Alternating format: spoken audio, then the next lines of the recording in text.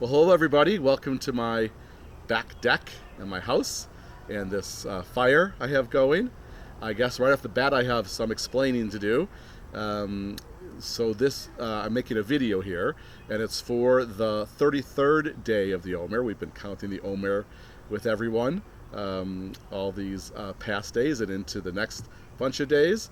And it is a tradition on the 33rd day of the Omer, when this video will play, Lag BaOmer, to have a campfire or even a bonfire. However, those campfires and bonfires are generally, as makes kind of logical sense, they happen at night when the Lag BaOmer first begins after sunset, and then continues to the next day, because campfires and bonfires are best enjoyed at night.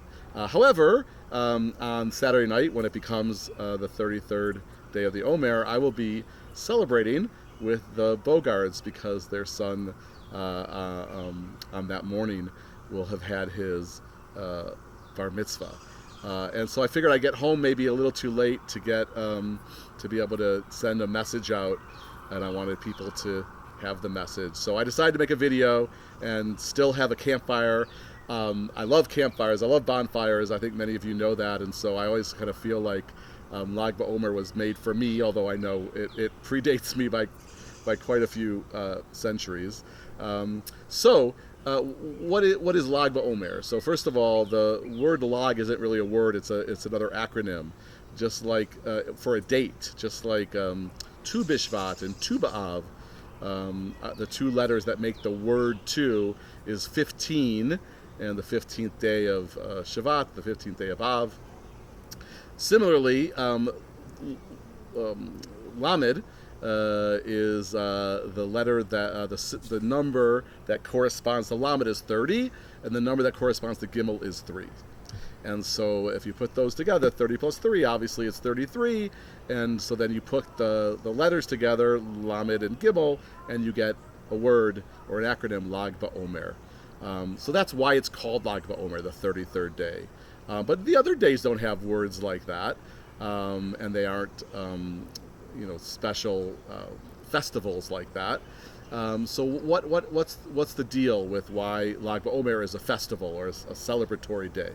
Well, see, the other days of the Omer, and especially the first days up until Lag BaOmer, in traditional Judaism and many traditional communities, are thought of as kind of mournful days, solemn days. I think partly because the part of the story we're commemorating is, yes, we escaped from Egypt in our story, and so we're ecstatic about our liberation, but there's still sort of a suspended nature of time before we receive Torah in the story, which is sort of when the freedom becomes manifest, is when we have Torah and we have a guide for our freedom and a set of responsibilities to go along with our freedom. And so the idea is the Omer up until Shavuot is a tenuous time, and in fact, in many of those same traditional Jewish communities, you wouldn't get married during the days of the Omer, except on Lag BaOmer. In all communities, weddings are welcome. Some traditional communities then allow weddings after Lag BaOmer, but not up until then. And actually, tomorrow on Sunday, which is Lag BaOmer proper, I guess, I will have 2 weddings to officiate. So I really will have a festive Lag BaOmer celebrating the weddings of 2 wonderful couples. So why is Lag BaOmer a celebration, a festival? 2 reasons that the tradition gives. One is that there had been, according to legend, a plague visited upon the students of the great Rabbi Akiva, and that plague ended on the 33rd day of the Omer, and therefore a day of celebration, or at least of relief. And then, because the other legend is that the great Rabbi Shimon Bar Zochai that he died on the 33rd day of the Omer, that this is his yahrzeit, and it was his instructions or his wishes not to have his yahrzeit be a mournful day, but be a celebration day. And so we have it. So we have this Lag BaOmer festival where there are weddings, where there's campfires and bonfires. Oh, the reason for the campfires and bonfires, I like this midrash, or this legend as well.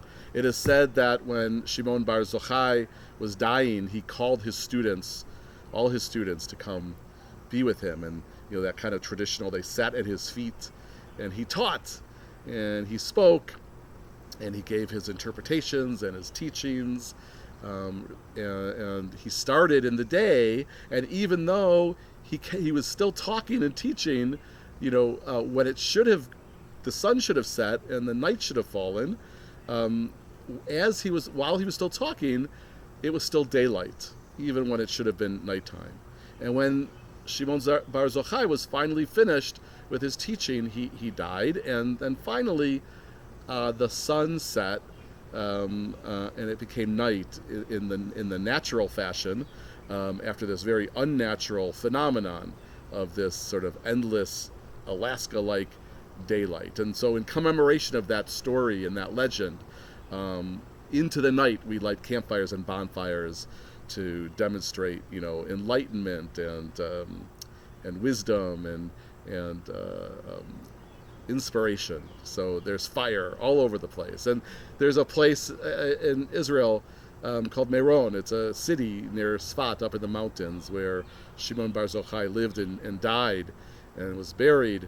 And people come from all over the world, and certainly over Israel, on Lag BaOmer night, and then they sleep over the next day. And I was privileged to be in Meron for Lag BaOmer. Amy and I went, and sure enough, it's just dotted with blazing campfires and bonfires and celebrations. And the next day, the 3-year-old children get their first haircuts, because haircutting is also prohibited in some communities during the Omer, except on Lag BaOmer, and of course there's weddings. It's really quite amazing and wonderful. And we've often had campfires at CRC and Jewish communities all over, liberal communities and traditional communities all over the world mark Lag BaOmer with nighttime campfires. So maybe, even though my campfire here is out of time, maybe when you see it tonight, or when you see it the night of Lag BaOmer, when it's going to be shown, it'll inspire you. If you weren't already planning a campfire, maybe you'll be able to go out and go to one, or build one. Whatever it is I get home tonight, I'm going to build a real campfire with firewood, and have a Lag BaOmer moment as well. So it's clearly one of my favorite observances on the Jewish calendar.